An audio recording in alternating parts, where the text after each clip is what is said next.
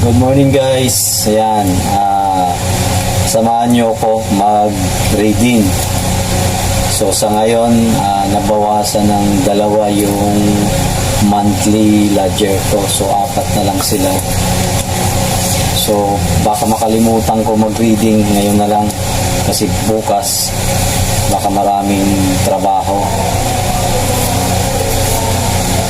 So ayan po, magre-reading po ako sa rooftop. Okay, tara, samahan niyo ako.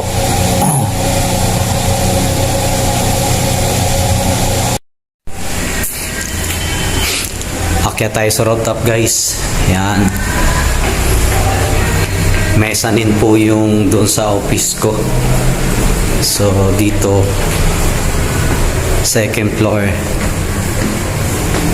Yan, hindi pa bukas yung dorm, hindi pa pwede mag-operate, wala pang go signal yung boss ko, kaya close yung dorm. Pero meron po akong 4 pa rin na nangungupahan, mga regular employee. Yun yung i-rating ko yung submitter. Okay,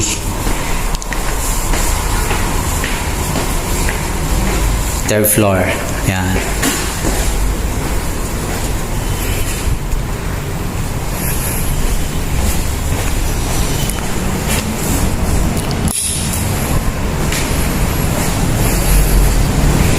tayo sa rooftop.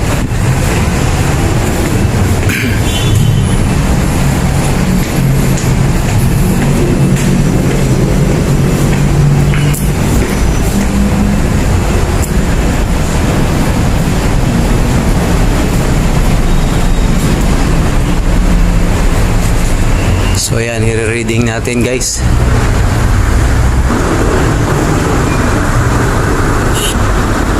So ito guys, kailangan pa rin natin i-record in case na may mag-renta, alam natin yung last digit. Okay, dalawa yung bakante yung kwarto.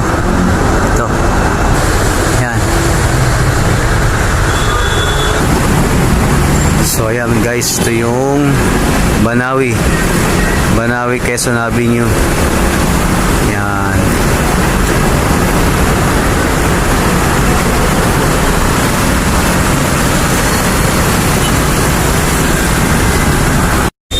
So ilalagay natin dito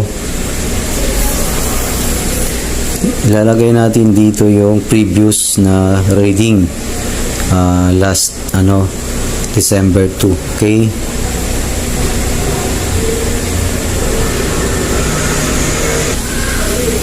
so ayan guys, nailagay na natin yung previous na reading. Ang gagawin natin, ima-minus natin to dito sa bagong reading. So ito wala kasi to, wala sila ng December kaya walang reading. So ito lang. So dito tayo sa sa yan,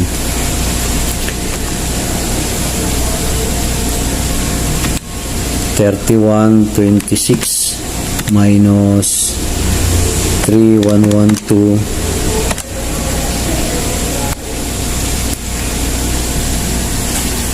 14 lang siya. 14.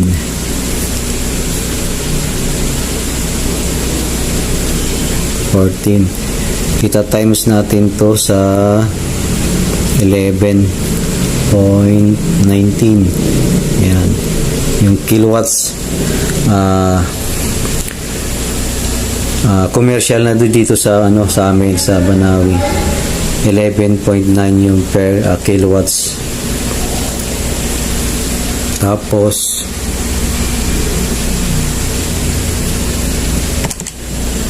580 minus 542, 38. Yan. 580 minus 542, 38 times 11.9 19. Yan. So, kung ilan yung, ito yung reading, i-minus natin to. Ito yung lumabas, 38. Tapos, ita-times natin sa 11.9. Ito yung kilowatts per hour na natin. Okay. Yan.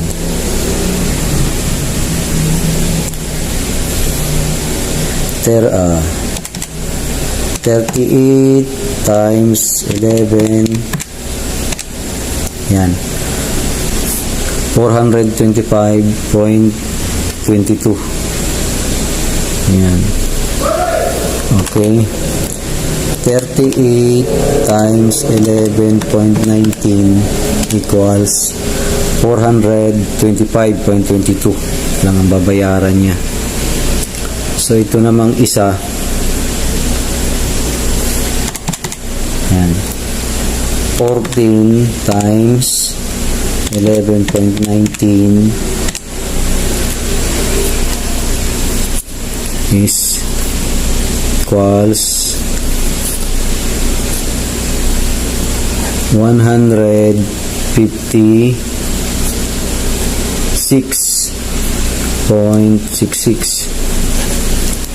Okay. So, ganyan na lang guys pagko-compute ng reading, yung previous, ito yung present, i-minus mo lang dito. Tapos, kung magkano yung kilo per hour, ito na lang ita-times mo sa 14. Yan. So, ito yung babayaran niya. Yan. Yan po. Okay. Thank you for watching, guys. Keep safe everyone.